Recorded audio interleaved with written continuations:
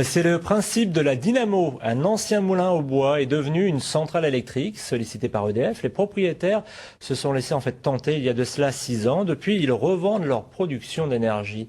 Mais pour en arriver là, il a fallu investir. Reportage à Chappes de Luc Barré et Mathieu Benito.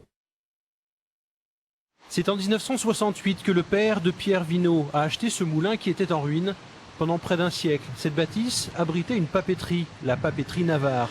L'ancien moulin a été conservé, il tourne encore, non plus avec l'eau, mais avec le courant électrique. Mon père, moi-même, on a toujours voulu avoir un moulin pour faire nous-mêmes notre propre production électrique. C'est un rêve qui est venu donc réalité, mais avoir à ce jour un moulin, c'est très très difficile par rapport à l'eau, les moulins qui sont accessibles, c'est pas facile à ce moment. Depuis décembre 2004, Pierre Vinault est donc devenu un producteur d'électricité grâce à sa centrale hydroélectrique. À l'époque, 450 000 € d'investissement ont été nécessaires pour installer la machine, une machine qui rapporte. Pierre Vinault revend à EDF l'électricité qu'il produit, les tarifs de 5 à 11 centimes le kilowatt, gain annuel 80 000 € brut. Cette machine produit 200 kg à l'heure. Ça correspond à 400 foyers. Donc c'est quand même assez important. Ça fait 2 fois le village de Chappes en production. Cette machine, c'est du courant vert, du courant propre qui produit. Ça c'est bon pour la planète, c'est bon.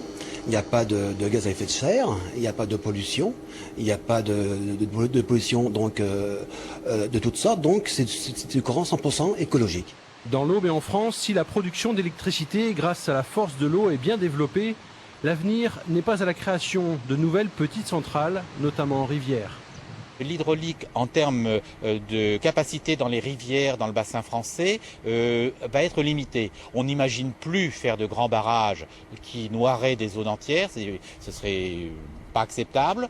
Et sur des petites unités, il y aura toujours aussi des difficultés. Alors on peut imaginer par contre de gros projets hydrauliques en mer.